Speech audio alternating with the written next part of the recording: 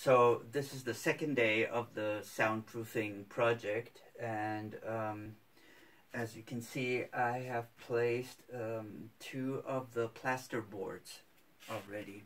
So the wall is covered with the foam, with the acoustic foam, and then now I have installed two of the panels there. And I've also used some silicone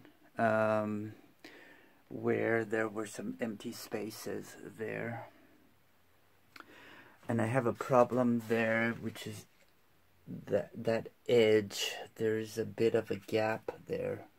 So I have to figure out what to do about that gap there.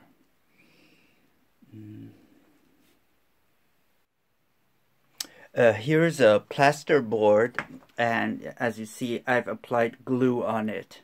So now I'm gonna go pick it up and place it there. Glue. I've had to apply cement because between the drywalls and the plaster boards and the drywall, there were a lot of spaces, and so those needed to be covered up. The spaces were just too wide, and I've run out of cement. I have